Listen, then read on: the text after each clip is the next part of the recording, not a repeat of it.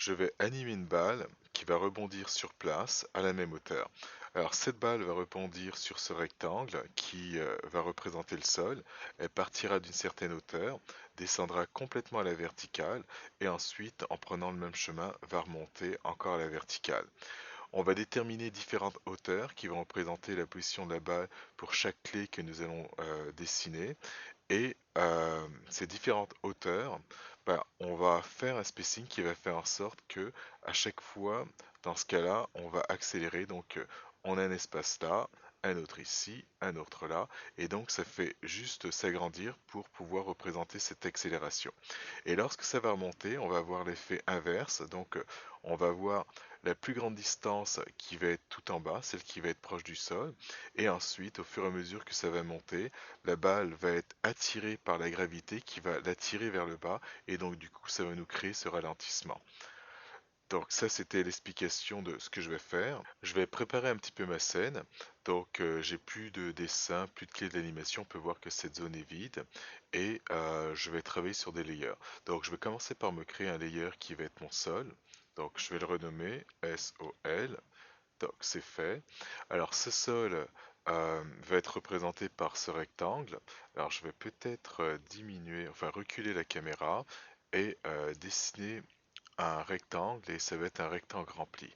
Alors, rapidement, je vais aller ici dans mes matériaux et choisir ce gris qui va être mon sol qui va être rempli. Et à partir de là, je vais pouvoir dessiner mon carré qui est là, qui va représenter mon sol. Alors je vais appuyer sur Entrée pour confirmer ça. Euh, ensuite, alors le sol c'est fait. Je vais faire mon layer, c'est-à-dire pour les différents repères en termes de hauteur. Alors je clique ici, non pas ici, il faut que je retourne d'abord ici, c'est-à-dire dans les strokes. Et ensuite là, je vais pouvoir cliquer sur le plus. Et là, ça va être mes repères. Repères. Voilà ce que ça donne en termes de repères.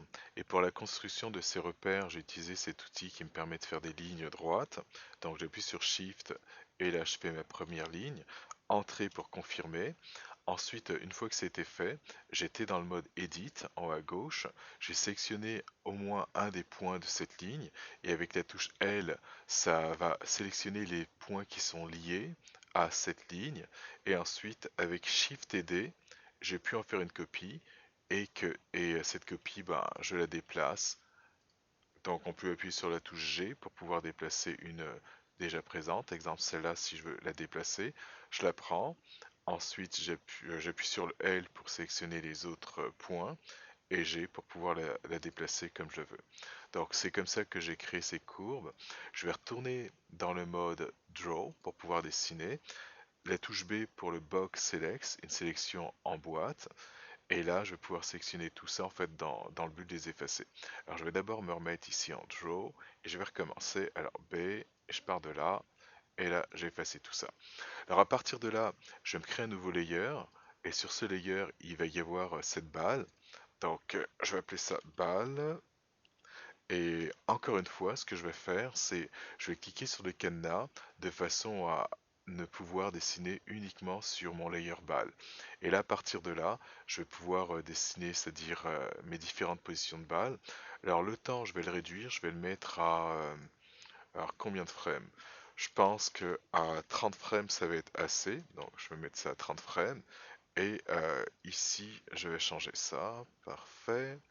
Donc, on va commencer sur le layer balle. Et là, je vais commencer à faire ma première balle. Je vais faire le cercle du mieux que je peux.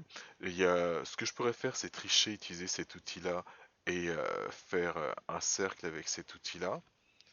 Alors, je vais pas le confirmer parce que je veux y aller, on va dire, sans cet outil.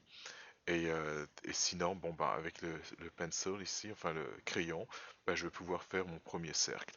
Alors voilà, il va ressembler à ça, ce premier cercle. Ensuite, je vais le positionner exactement où je veux et en faire des copies pour chacun des keyframes. Alors pour la position, ça va être simple.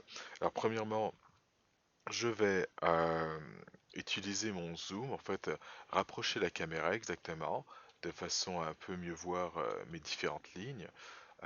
Donc ça va nous donner ça. Ensuite, je passe dans le mode Edit pour sélectionner un des points, le L pour sélectionner l'ensemble des points, et là G et Z pour pouvoir positionner cette balle. Alors vu que mes traits sont pas l'un sur l'autre, alors il va falloir que je décide, soit je prends ça, ok, on va y aller avec ça comme étant le bas, parfait, donc là c'est fait. Ensuite, je vais passer, alors je vais y aller tous les deux frames. Donc là je vais aller au frame 3, et au frame 3, pareil, j'appuie sur la touche G, et là je vais me mettre à descendre. Alors G et Z, comme ça je descends uniquement à la verticale, et là je descends un tout petit peu. Donc là ça devrait être bon. Frame 5, pareil, je suis au frame 5, G, Z, et là alors 1, 2, 3. Donc ça devrait être ici que je vais descendre. Et je vais continuer ainsi de suite jusqu'en bas. J'ai presque fini de faire toutes mes positions, il va me rester la dernière. Donc on peut voir les précédentes, ça, on peut voir que ça descend. Alors là j'arrive à la 19 et là je vais aller au frame 21 et toujours le même principe, G, Z. Et là je vais pouvoir positionner celle-là. Alors pour le frame 21 je vais y aller un petit peu différemment. Ce que je vais faire, euh, la ligne, je vais faire en sorte qu'elle s'écrase. En fait, c'est pas nécessaire. Non, non, c'est pas nécessaire, mais bon, juste histoire de créer une petite déformation. Alors, je vais peut-être essayer mon Sculpt Mode. J'ai fait l'écrasement avec le Sculpt Tool, donc l'outil de sculpture. Donc voilà ce que ça donne. En fait, bon, c'est pas vraiment un écrasement, j'ai juste rapproché les deux lignes. Et maintenant, je vais faire la montée. Alors pour la montée, je pourrais utiliser le même principe, c'est-à-dire être dans le mode Edit et sélectionner l'ensemble des points qui correspondent à cette sphère. Et ensuite, avec la touche G, là, selon l'axe Z, je pourrais remonter et les positionner. Donc, etc. Alors, je ne vais pas y aller de cette façon-là.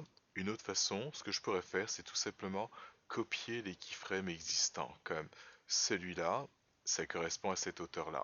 Donc, je pourrais prendre celui-là et ensuite Shift D et le déplacer et le mettre ici.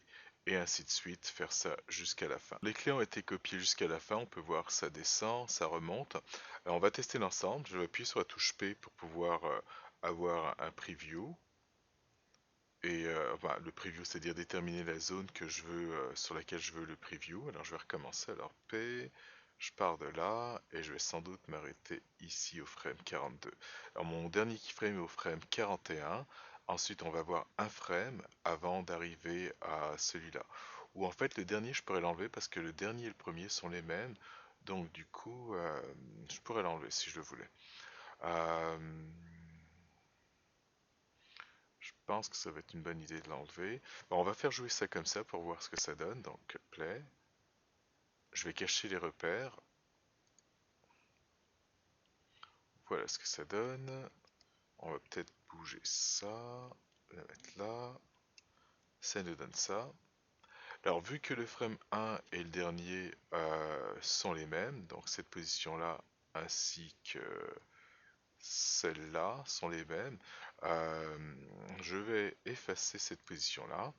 Donc je sélectionne, ensuite j'appuie sur la touche X, Delete Keyframe, et là je vais refaire mon preview, et cette fois-ci je vais partir de là, et je vais m'en aller jusqu'au frame, un frame plus loin que le keyframe ici, et là on va essayer, on va voir ce que ça donne. Alors je vais peut-être me mettre en mode Draw, et là je fais Play, et voilà ce que ça donne.